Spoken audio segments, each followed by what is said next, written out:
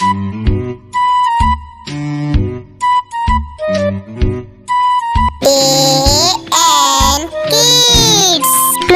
चिड़िया एक गरीब भिखारन चिड़िया थी। वो हमेशा शिव मंदिर के सामने बैठकर भीख मांगा करती थी। भगवान के नाम पर इस गरीब भूखी चिड़िया को कुछ दे दो भैया, भगवान तुम्हारा भला करेगा। दीदी, इस भूखी भिखारन चिड़िया को कुछ दे दो, भगवान तुम्हारा घर धन से भर देगा। भीख में टुनटुनी चिड़िया को जो कुछ भी मिलता था उससे वो अपना पेट पालती थी। एक दिन जब टुनटुनी चिड़िया भीख मांग रही थी तभी उसे चिड़िया के बच्चे की रोने की आवाज सुनाई देती है। अरे, यह किस चिड़िया का बच्चा है?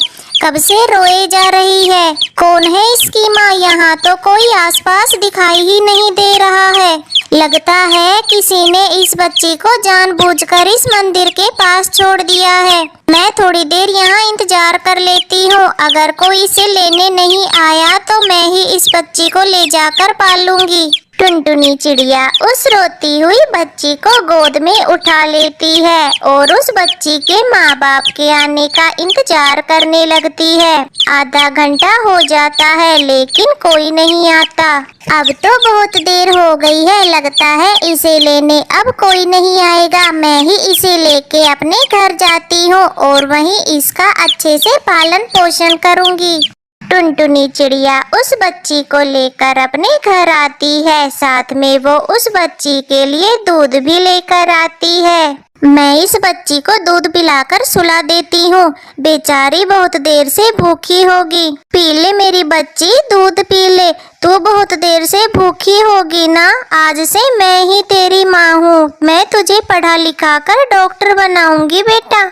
अब टुनटुनी चिड़िया के ऊपर एक बच्ची की भी जिम्मेदारी आ गई थी। अब वो भीख मांगने के साथ साथ अपनी बच्ची की भी देखभाल किया करती थी। धीरे धीरे वो साल भर की हो जाती है।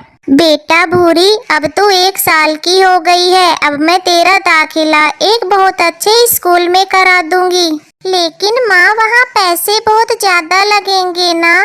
अरे बेटा, तू पैसों की चिंता क्यों करती है? देख, मैंने तेरे लिए बहुत सारे पैसे जमा किए हैं। मैं कल ही चलकर स्कूल में तेरा दाखिला करवाऊंगी। हाँ माँ, मैं भी मन लगाकर पढ़ूंगी और मैं बड़े होकर तुम्हें भीख नहीं मांगने दूंगी माँ। हाँ हाँ मेरी बच्ची, तू बिल्कुल ठीक कह रही है। जब तू बड़ी हो जाएगी तब मैं भीख मांगना छोड़ दूंगी।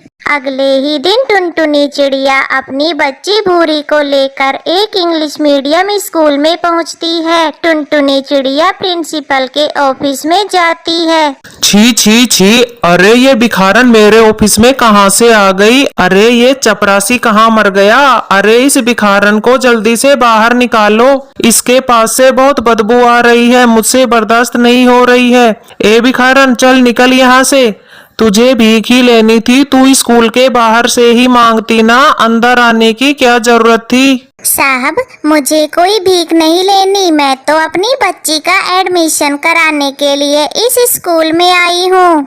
इस स्कूल में भिखारियों के बच्चे नहीं पढ़ते, यहाँ बड़े बड़े ऑफिसर पक्षियों के बच्चे पढ़ते हैं। सेठ जी, ये किस किताब में लिखा है कि भिखारियों के बच्चे स्कूल में नहीं पढ़ सकते? आपको अपनी फीस की ही चिंता है ना, मैं उसे हर महीने समय से दे दूंगी। बस आप मेरी बच्ची का दाखिला अपने स्कूल में कर लीजिए, मैं आपका यह एहसान जीवन भर नहीं भूलूंगी। अच्छा ठीक है, मैं तेरी बच्ची का एडमिशन अपने स्कूल में कर लेता हूँ, लेकिन हाँ, समय से इसकी फीस जमा कराते रहना, समझी? उसके बाद टुनटुनी की बच्ची का एडमिशन उस स्कूल में हो जाता है। एक दिन जब टुनटुनी चिड़िया की बेटी भूरी चिड़िया स्कूल जाती है तो कुछ पक्षी भूरी से कहते हैं, देखो देखो दोस्तों, स्कूल में भिखारन की बच्ची भी पढ़ने आई है। और हम पक्षियों से बात करने की कोशिश भी मत करना, हम रईस पक्षियों के बच्चे हैं। भूरी चिड़िया चुपचाप अपनी सीट पर बैठ जाती है। वो किसी बच्चे से कोई बात नहीं करती। वो छुट्टी होने के बाद अपने घर आती है। तो भूरी चिड़िया अपनी माँ से कहती है, माँ मुझे कल से स्कूल नहीं जाना। सारे बच्चे मुझे आज चिढ़ा रहे थे, भिखारन की बच्ची, भिखारन की बच्ची। माँ तुम भीख मांगना छोड़ क्यों नहीं देती? मेरी बच्ची, मैं कैसे भीख मांगना छोड़ दूं? मेरे पास कोई दूसरा रास्ता भी नहीं है। जब तू बड़ी हो जाएगी और पढ़ लिख कर कुछ बन जाएगी तब छोड़ दूंगी मैं भीख मांगना। तू किसी की बातों पर ध्यान मत दिया कर, तू सिर्फ अपनी पढ़ाई पर ध्यान दे। धीरे धीरे भूरी चिड़िया बड़ी हो जाती है और पढ़ लिख कर एक अच्छी डॉक्टर बन जाती है और जंगल के सभी पक्षी भी उसकी तारीफ करने लगते हैं। वाह भूरी चिड़िया, तूने आज अपनी मेहनत से डॉक्टर बन के दिखा ही दिया। हम पक्षियों को नाज है तुम पर। भूरी चिड़िया के डॉक्टर बन जाने के बाद टुनटुनी चिड़िया भी भीख मांगना छोड़ देती है और अपनी बेटी के साथ खुशी खुशी अपना जीवन बिताने लगती है।